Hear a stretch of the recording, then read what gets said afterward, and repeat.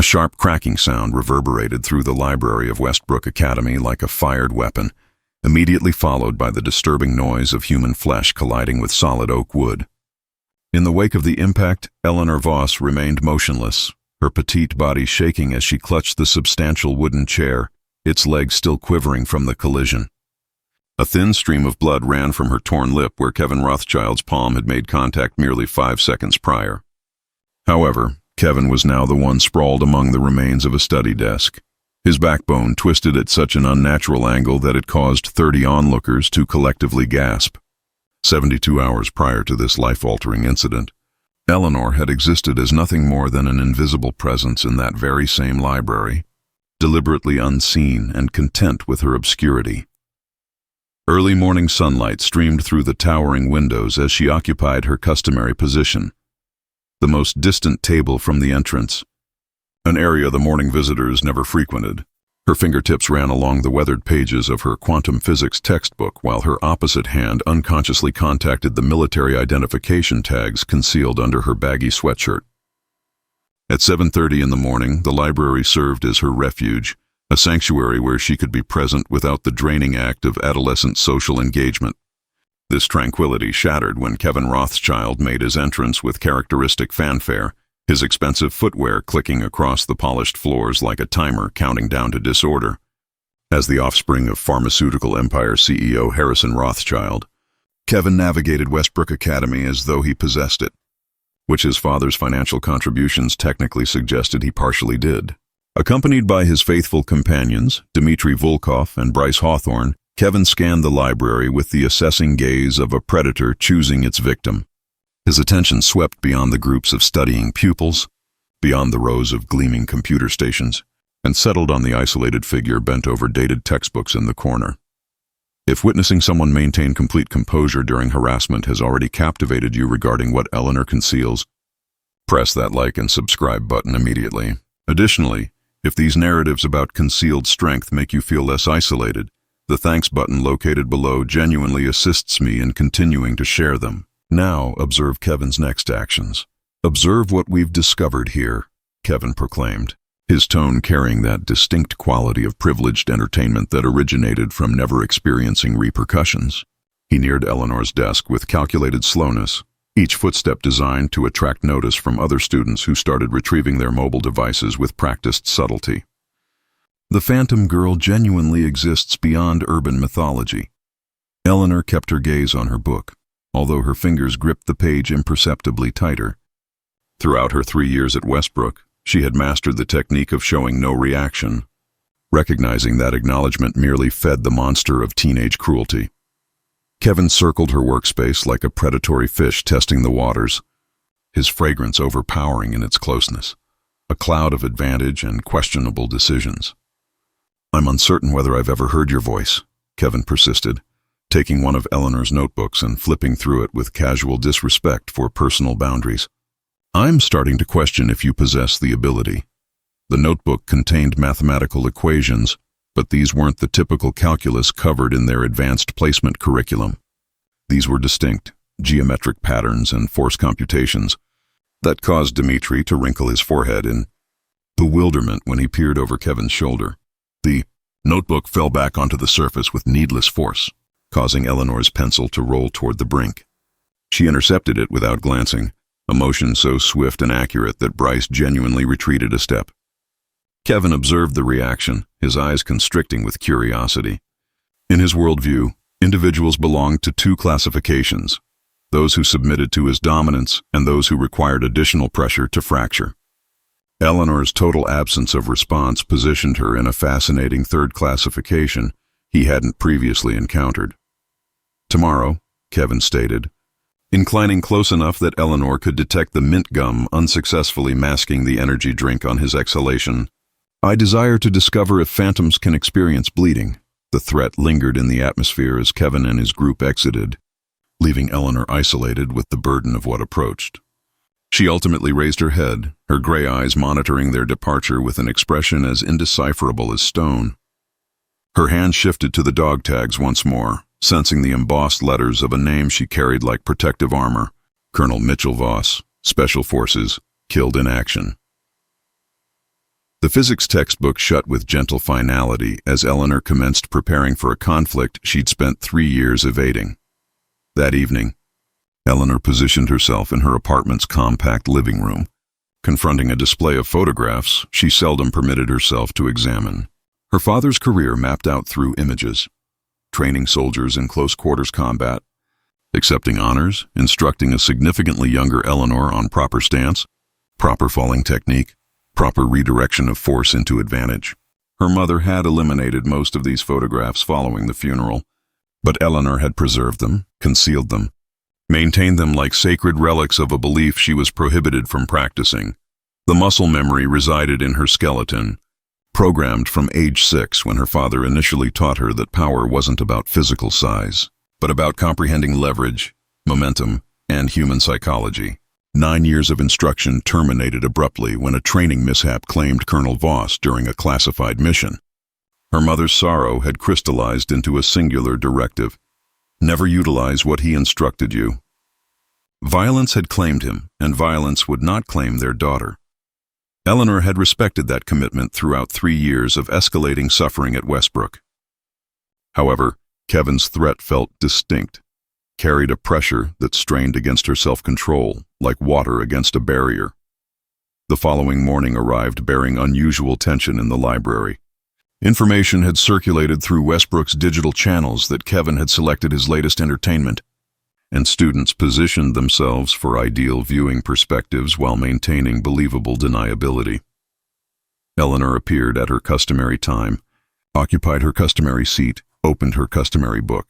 The routine served as protection, a communication that she would not be displaced by the anticipation of cruelty. Kevin appeared 15 minutes subsequently with a Starbucks container in hand. Still steaming in the morning chill, he proceeded directly to Eleanor's desk without preamble, positioning himself behind her chair in silence for 30 seconds that seemed like hours. Other students held their breath, anticipating whatever performance he had orchestrated. The coffee tipped forward with rehearsed precision, cascading over Eleanor's notebook and laptop in a brown waterfall that obliterated hours of meticulously transcribed notes. "Oops," Kevin articulated, his voice saturated with false concern. "How careless of me. Perhaps if you weren't occupying this space like furniture, I would have noticed you." Eleanor's response defied every expectation. She calmly shut her destroyed notebook, extracted tissues from her bag, and commenced cleaning the disaster without a word, without a flinch, without providing Kevin the reaction he desired. Her laptop, an ancient model held together with adhesive tape and optimism, sparked once before completely failing. 3 years of preserved assignments, college application essays, scholarship applications vanished in an instant of manufactured carelessness. Dmitri laughed, the sound sharp as shattering glass. "Look at that. She genuinely is a phantom. Cannot even experience anger like a genuine person."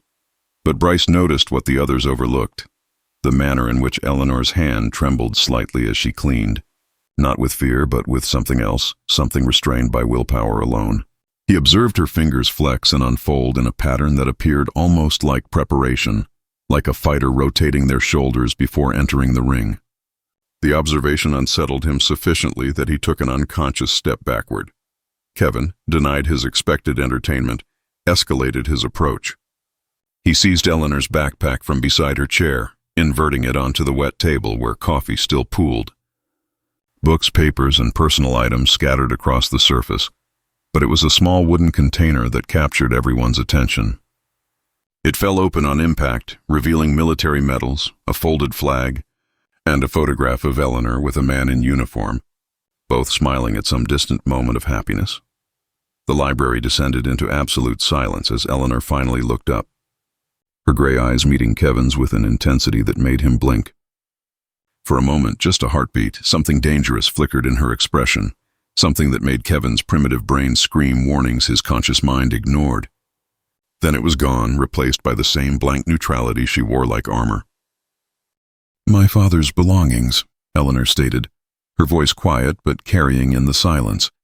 It was the first time most students had heard her speak, and the controlled calm in her tone was somehow more unnerving than anger would have been. Kevin's smile widened, sensing he'd finally discovered a pressure point. He picked up the photograph with fingers still sticky from his breakfast, leaving smudges across the image. Military daddy, huh? What occurred? Did he flee when he realized what a disappointment you were? The temperature in the library seemed to plummet 10 degrees. Eleanor stood slowly, each movement deliberate and contained. Students pressed record on their phones, sensing something momentous approaching. She reached for the photograph, her motion careful and non-threatening. But Kevin pulled it back, holding it above his head like a schoolyard bully with a stolen toy. You desire this? Kevin taunted, stepping backward, finally showing some signs of life. Come on, phantom girl. Reach for it. Eleanor didn't reach. Instead, she remained perfectly still, her voice level as a frozen lake. He perished serving his country. Put it down. The words should have ended it. Any person with basic human decency would have recognized the line crossed and retreated. But Kevin Rothschild had been raised in a world where lines were suggestions and consequences were for other people. He looked at the photograph with theatrical contemplation, then slowly, deliberately tore it in half. The sound of ripping paper echoed through the library like thunder. Eleanor's entire body went rigid, her hands forming fists so tight her knuckles turned white. Dimitri and Bryce exchanged glances, suddenly aware they might have miscalculated their entertainment. The energy radiating from Eleanor's stillness felt like standing next to a compressed spring, waiting for release. There, Kevin said, dropping the torn pieces onto the coffee-soaked table. Now he's genuinely gone. What happened next occurred in fragments, moments that witnesses would replay and debate for months afterward. Eleanor's hand moved to her neck, pulling out the dog tags she'd hidden for 3 years. She looked at them for a long moment, as if having a silent conversation with the name engraved there. Then she tucked them back under her hoodie and began collecting her ruined belongings with mechanical precision. Kevin, robbed of his explosive reaction, grew frustrated. He'd torn apart something precious and received nothing but cold control in return. His hand shot out, grabbing Eleanor's wrist as she reached for the torn photograph. I'm not finished with you yet. Yes, Eleanor said quietly. You are. The authority in her voice made Kevin's grip loosen involuntarily. Eleanor pulled free, gathered the pieces of her father's photograph, and walked toward the exit without looking back. The library remained frozen until the door closed behind her, then erupted in whispered speculation. Kevin stood amid the wreckage of Eleanor's belongings, victory tasting strangely like defeat, observing Eleanor sit there alone, absorbing hit after hit while concealing military-grade combat training that she could have unleashed at any moment. What would you have done in her position? Drop a comment below. Would you have snapped sooner or kept enduring like her? The following day brought an unexpected variable into Kevin's carefully controlled ecosystem. Westbrook Academy's monthly board meeting had arrived, and with it came Harrison Rothschild himself, CEO of Rothschild Pharmaceuticals and puppeteer of more political strings than anyone cared to count. His presence transformed the school into a performance venue where every administrator and most students competed to appear worthy of his attention and inevitable donations. Kevin saw opportunity in his father's presence, a chance to demonstrate the social dominance that would one day translate into boardroom authority. He had something special planned for Eleanor Voss, something that would establish his power definitively while his father watched. The trap was elegant in its simplicity. Plant evidence of academic dishonesty, expose it publicly, watch her crumble under institutional weight. The scheme required minimal effort. Dimitri had acquired answer keys to next week's advanced chemistry exam through channels that remained deliberately obscure. These papers now resided in Eleanor's locker, placed there through a combination of social engineering and a janitor whose gambling debts made him accommodating to certain requests. The stage was set for 11:45 a.m., when Harrison Rothschild would address the assembled student body in the main auditorium. Eleanor sensed the shift in atmosphere the moment she entered school that morning. Students who normally ignored her existence now watched with anticipation, their phones ready for whatever drama was brewing. She moved through the hallways with her usual quiet purpose, but her awareness had sharpened, tracking exits, counting potential threats, noting the unusual security presence that accompanied CEO visits.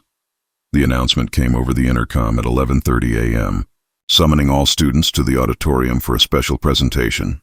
Eleanor filed in with the crowd, selecting a seat near the back where she could observe without being observed. The stage was set with corporate precision. Westbrook's principal, Dr. Patricia Thorne, radiated nervous energy as she introduced their distinguished guest. Harrison Rothschild commanded attention without effort, his presence filling the auditorium like smoke filling a room. He spoke about excellence, about preparing for futures that demanded exceptional performance, about the characteristics that separated leaders from followers. His eyes found his son in the crowd, a moment of acknowledgement that Kevin absorbed like sustenance. But excellence, Harrison continued, his voice carrying the authority of someone used to being obeyed, must be paired with integrity. At Rothschild Pharmaceuticals, we have zero tolerance for dishonesty, for shortcuts, for those who would steal credit for work they didn't earn. The timing was perfect, orchestrated with precision that would have impressed a conductor. Dr. Thorne's assistant rushed onto stage, whispering urgently in her ear while holding a folder that anyone could see contained examination papers. The principal's face transformed from confusion to shock to determination in a sequence that seemed almost rehearsed. "I apologize for the interruption," Dr. Thorne announced, her voice tight with manufactured concern. "But we've just discovered evidence of serious academic misconduct that must be addressed immediately." She called Eleanor's name, each syllable falling into the auditorium like stones into still water. Eleanor stood slowly, understanding flooding through her with cold certainty. This wasn't random escalation. This was calculated destruction. She walked to the stage with her head high, refusing to provide the hunched shoulders and lowered eyes that would satisfy the audience's expectation of shame. "These examination materials were found in your locker," Dr. Thorne said, holding up the papers for the assembly to see. "Can you explain how they came to be in your possession?" Eleanor looked at the papers, then at Kevin's satisfied smirk in the third row, then at Harrison Rothschild's expression of detached interest. The trap was elegant, she had to admit. Denial would sound like desperation. The truth would require accusations she couldn't prove. Silence would be taken as admission. Every path led to the same destination: disgrace, expulsion, the destruction of futures that depended on scholarships she'd now never receive. "I've never seen those papers before," Eleanor said, her voice carrying clearly through the microphone Dr. Thorne held toward her. "They were planted in my locker." A ripple of whispers swept through the crowd. Kevin's laugh cut through the noise, perfectly timed to sound spontaneous. "Really? The phantom girl suddenly finds her voice just a lie?" He stood addressing his father as much as the assembly. "Everyone knows Eleanor Voss would do anything for her grades. She's obsessed, antisocial, desperate for the scholarship she needs because—" He paused for dramatic effect. "Well, we all know her situation. The implications hung in the air. Poor, fatherless, struggling. Everything that marked her as different from Westbrook's typical student body." Eleanor felt the weight of hundreds of eyes, each judgment adding pressure to the moment. Her fingers found her father's dog tags through her shirt, the metal warm against her skin. "Mr. Rothschild is right." Harrison's voice boomed from his front row seat, standing to add gravity to his words. "Desperate people do desperate things. They take shortcuts. They cheat. They lie when caught." He looked directly at Eleanor with the cold assessment of someone examining a failed experiment. Some people simply don't belong in certain environments. The rage that Eleanor had contained for 3 years began to crack its container. Every slight, every moment of swallowed pride, every promise to her mother about avoiding violence strained against the pressure of this orchestrated humiliation. Her father had taught her to fight with honor, but he'd also taught her that sometimes the only way to stop a bully was to make them understand consequences.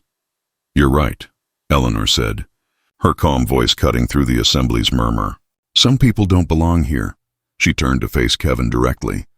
"People who buy their grades with daddy's donations. People who destroy others for entertainment. People who mistake cruelty for strength." Kevin's face darkened as he pushed through the row to reach the aisle.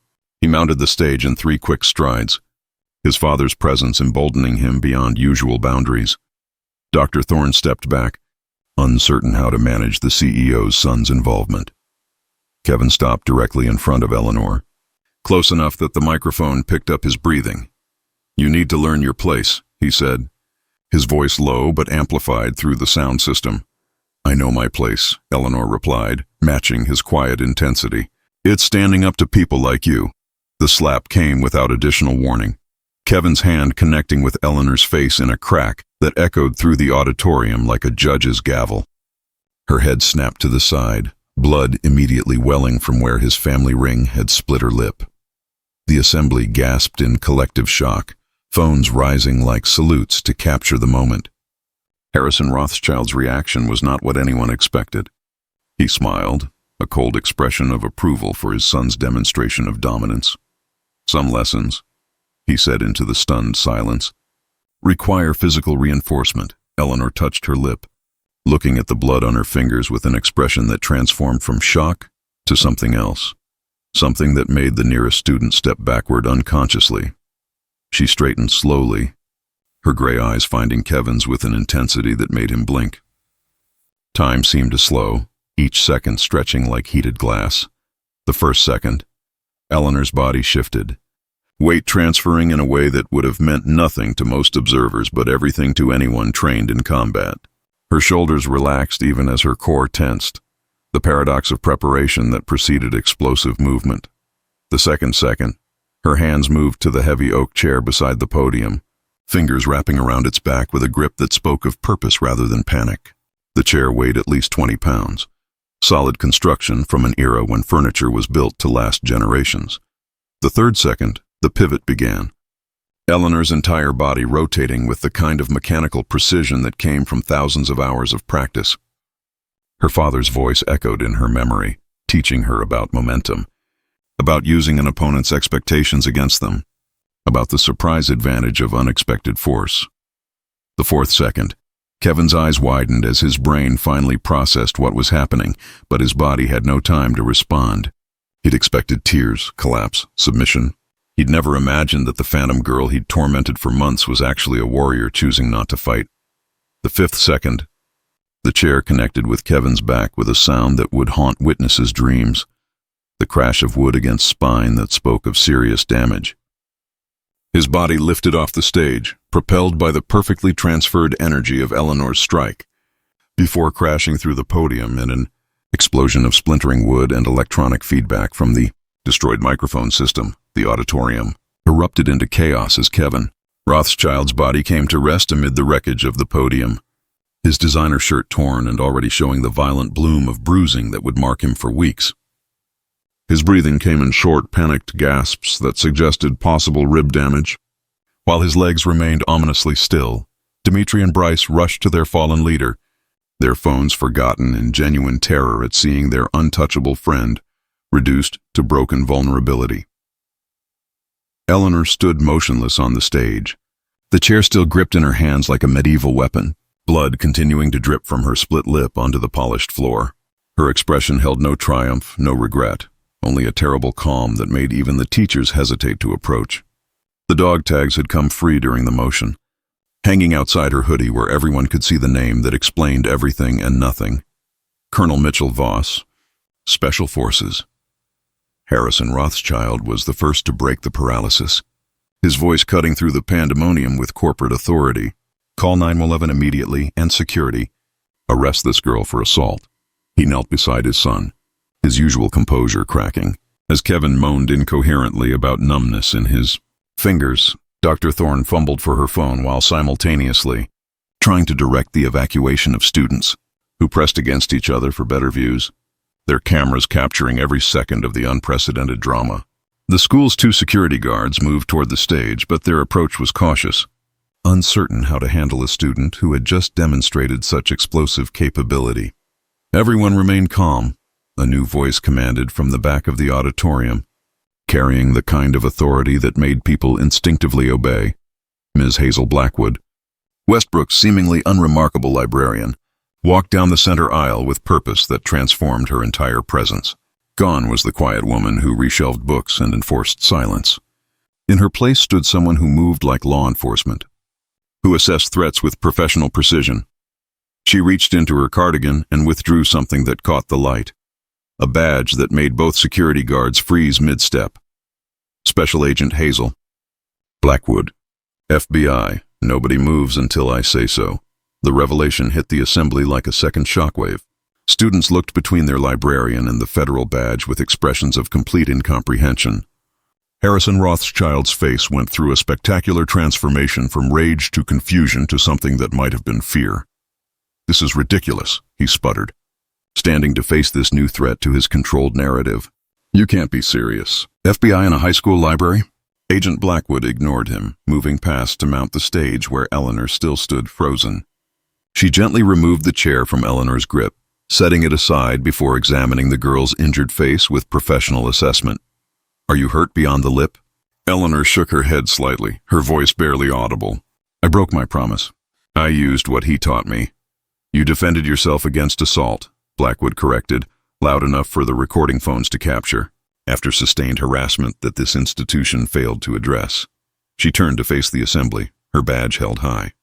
"I've been conducting an investigation into systematic bullying and potential criminal harassment at Westbrook Academy for the past 4 months, specifically focusing on Kevin Rothschild and his pattern of targeting vulnerable students." Harrison Rothschild's face had progressed from red to purple. "This is entrapment. My lawyers will destroy you." "Your lawyers," Blackwood replied calmly, "will be quite busy defending your son against assault charges. I have video evidence of him striking a minor without provocation in front of 500 witnesses." She gestured to the sea of phones still recording. "Not to mention the planted evidence in Miss Voss's locker, which I documented this morning before it could be discovered." Kevin tried to sit up from where he lay on the destroyed stage, his face contorting with pain from what would later be diagnosed as 3 herniated discs and a compression fracture. "She attacked me with a weapon." "She responded to being physically assaulted with proportional force," Blackwood countered. "Your strike came first, unprovoked, after a sustained campaign of harassment that I've thoroughly documented, including yesterday's destruction of military memorabilia belonging to a Gold Star family." The mention of Gold Star family sent a ripple through the crowd. Students who had laughed at Eleanor's suffering yesterday now looked uncomfortable, ashamed. The narrative was shifting beneath their feet, transforming from entertainment to something darker, something that implicated them all in their silence. Eleanor finally spoke, her voice carrying in the hushed auditorium. "My father died in Operation Ghost Strike, classified mission, Syrian border. He was trying to save 3 captured aid workers when his position was compromised." She looked directly at Harrison Rothschild. "He died believing that protecting the innocent was worth any sacrifice. Your son has spent 3 years proving that some people see innocence as weakness to exploit." Principal Thorne had been silent throughout the exchange, but now stepped forward with the careful movements of someone navigating a minefield. "Perhaps we should continue this discussion privately, away from the students." "No," Blackwood said firmly. "This happened publicly. The consequences will be public." She pulled out her phone, speaking to someone on speed dial. "This is Agent Blackwood. I need backup at Westbrook Academy. We have assault charges to file and evidence to collect." The next 20 minutes passed in surreal fragments. Paramedics arrived to stabilize Kevin's spine before carefully loading him onto a gurney, his moans of pain echoing through the auditorium.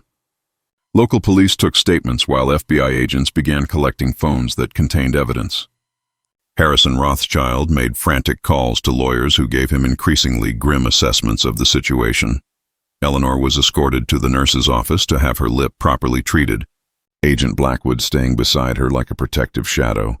As they walked through the halls, students pressed against classroom windows to watch, their expressions ranging from awe to fear to something like respect.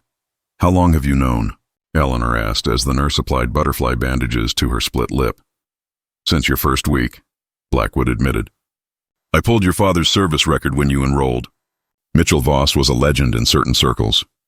When I learned his daughter was being systematically tormented while hiding combat training that could end it instantly, I knew I had to document everything. You could have stopped it sooner. I could have stopped Kevin sooner," Blackwood agreed. "But not the system that created him.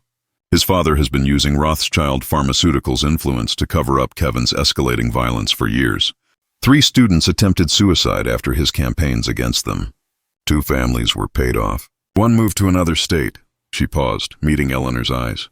"I needed evidence of something undeniable, something that would stick even against their legal team." Eleanor touched her father's dog tags, understanding flooding through her. "You were using me as bait. I was documenting a pattern that would eventually explode. I just didn't expect it to be quite so spectacular." Blackwood's expression softened slightly. Your father would be proud. You showed more restraint than most trained soldiers would have managed. Through the nurse's office window, Eleanor could see news vans already gathering in the parking lot. Someone had leaked the video, and Shy Girl Destroys Bully with Chair was trending across social media platforms before Kevin's ambulance reached the hospital. Rothschild Pharmaceuticals' stock price began dropping as investors processed the optics of their CEO defending his son's assault of a Gold Star family's daughter. The school day ended in unprecedented chaos. Parents arrived to collect children who excitedly recounted witnessing history. Teachers huddled in confused clusters, trying to understand how their librarian had been federal law enforcement. Kevin's remaining friends discovered the temporary nature of power when authority crumbles, finding themselves suddenly isolated as students distanced themselves from potential legal consequences. Eleanor's mother arrived at 4:00 p.m., her face a storm of emotions that Eleanor couldn't fully read.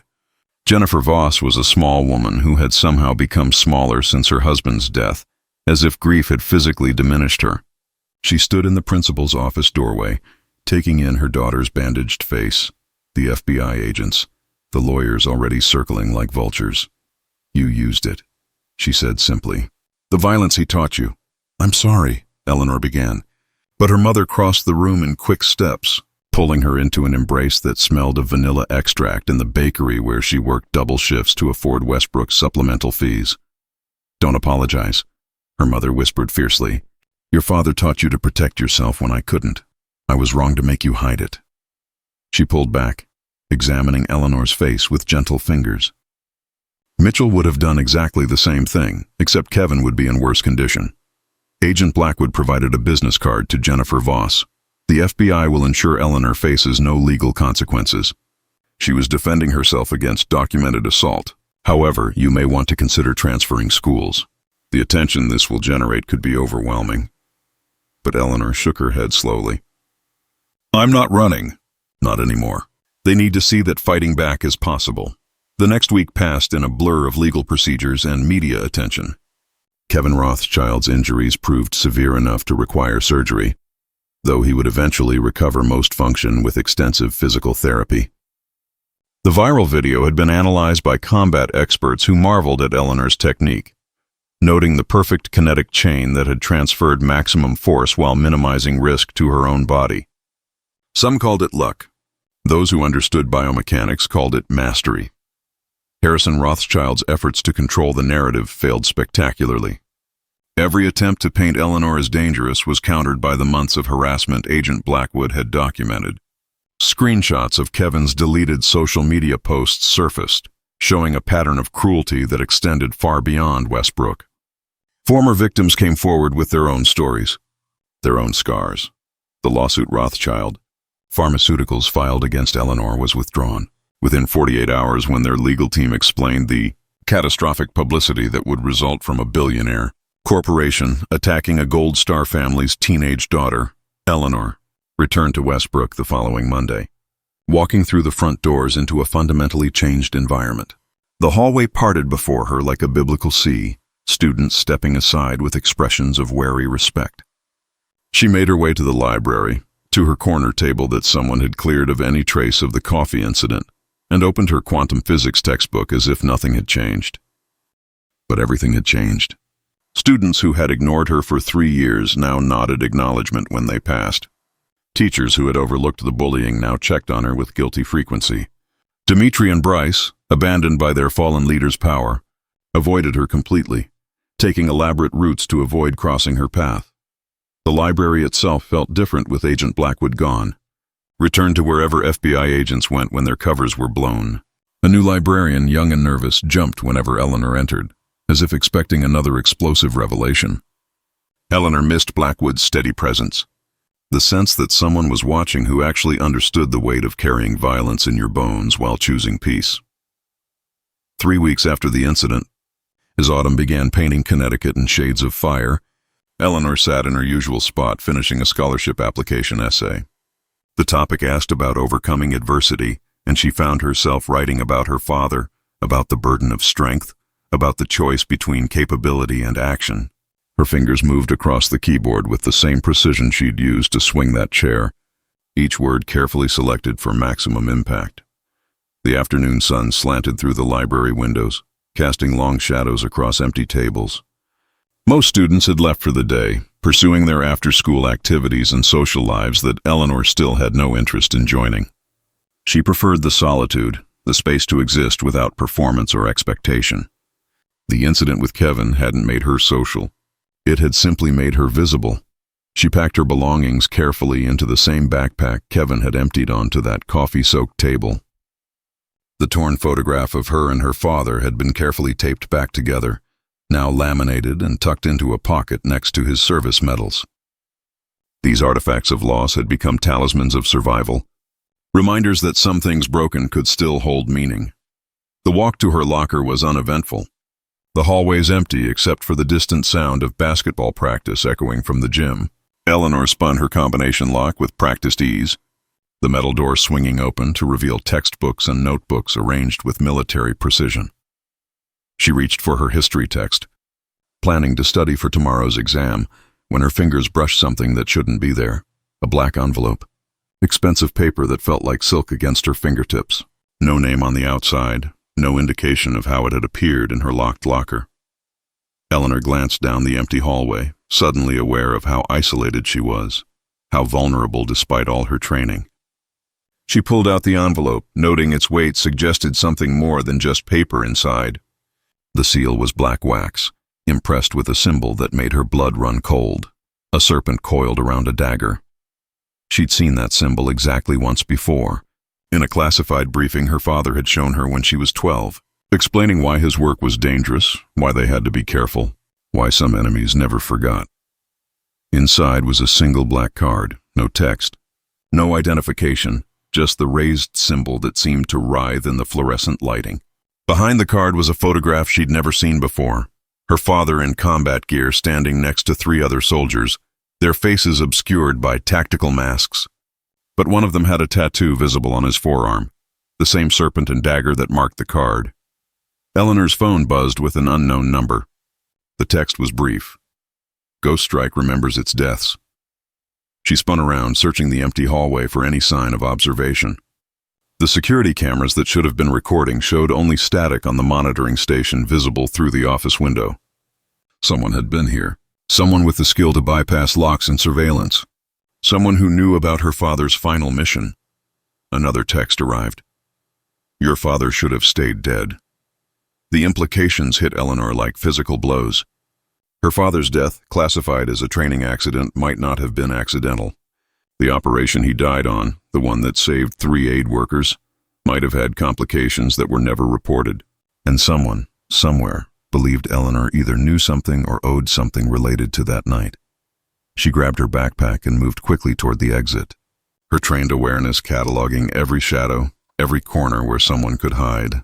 The parking lot was bathed in dying sunlight, empty except for a few teacher vehicles and her mother's ancient Honda waiting in the pickup lane. As Eleanor reached for the car door, she noticed something that made her freeze. In the reflection of the window, barely visible in the glare of sunset, stood a figure on the school's roof, tall, dressed in black, watching. When she turned to look directly, no one was there. The roof was empty except for ventilation units and the American flag snapping in the autumn wind. She got into the car, her mother immediately noticing her tension. "What's wrong?" Eleanor wanted to tell her everything, about the card, the texts, the figure that might or might not have been on the roof. But looking at her mother's tired face, the new lines that 3 years of widowhood had carved, she couldn't add this weight. Not yet. Not until she understood what was happening. Nothing, Eleanor lied, tucking the black card into her pocket where it seemed to burn against her palm. Just tired. As they drove away from Westbrook Academy, Eleanor watched the side mirror intently. 3 cars back, a black SUV with tinted windows maintained perfect following distance, professional enough to be almost invisible. When her mother turned left toward their apartment, the SUV continued straight, disappearing into traffic as if it had never existed. That night, Eleanor lay awake, studying the photograph, searching for clues in the tactical gear, the background, anything that might explain why someone was reaching out now. The serpent and dagger symbol had been digitally scrubbed from military databases she discovered, existing only in fragments and rumors about a unit that officially never existed. Her phone sat silent on the nightstand, no more mysterious messages arriving. But Eleanor knew with cold certainty that this was just the beginning. The violence she'd unleashed on Kevin Rothschild had been observed by someone who saw it not as self-defense but as activation, as proof that Colonel Mitchell Voss's daughter had inherited more than just his combat training. Outside her window, autumn wind rattled the fire escape, and every sound made her wonder if someone was climbing toward her third-floor apartment. The chair incident had ended one chapter of her life, the chapter where she could hide in plain sight. Now something else was beginning, something that connected to her father's death and the classified operation that had stolen him from her. Eleanor touched the dog tags at her throat, feeling the raised letters of her father's name. Whatever was coming, whatever debt Ghost Strike believed she owed, she would face it with the same determination that had carried her through 3 years of torment. She had been trained by the best, tested by cruelty, and proven by violence. The phantom girl of Westbrook Academy was gone. In her place stood someone dangerous, someone ready, someone who understood that sometimes the past refuses to stay buried, and the only way forward is through whatever darkness it brings with it. Her laptop screen suddenly flickered to life without being touched, displaying a single line of code that shouldn't exist, coordinates that meant nothing to anyone except those who knew the location where Colonel Mitchell Voss had supposedly died. The screen went dark again before Eleanor could screenshot it, leaving only the ghostly afterimage burning in her retinas. From somewhere in the apartment building, a door slammed. Then another. The pattern was too regular to be coincidence, too deliberate to ignore. Someone was checking each unit, moving systematically upward. Eleanor counted the floors, first, second, and silence. They had stopped just below her. She moved to her closet, pushing aside winter coats to reveal the small safe her father had installed years ago. Inside lay his service weapon, maintained and loaded, waiting for a moment he'd hoped would never come. Eleanor had never touched it since his death, honoring her mother's wishes. But promises made in grief sometimes shattered against the sharp edges of necessity. The fire escape creaked once, metal adjusting to temperature change or to weight that shouldn't be there. Eleanor's fingers hovered over the safe's combination lock. Whatever Ghost Strike was, whoever was hunting her father's ghost through his daughter, they had made one critical error. They assumed Eleanor was still running from violence, still the frightened girl hiding behind books and silence. They hadn't seen her transform Kevin Rothschild from predator to victim in 5 seconds of calculated fury. They didn't know that Colonel Voss had taught his daughter more than just combat techniques. He taught her that sometimes the hunted must become the hunter. And Eleanor Voss was done being anyone's prey. The black card in her pocket seemed to pulse with malevolent promises somewhere. In the darkness beyond her window, a shadow moved against shadows, and the real game finally began.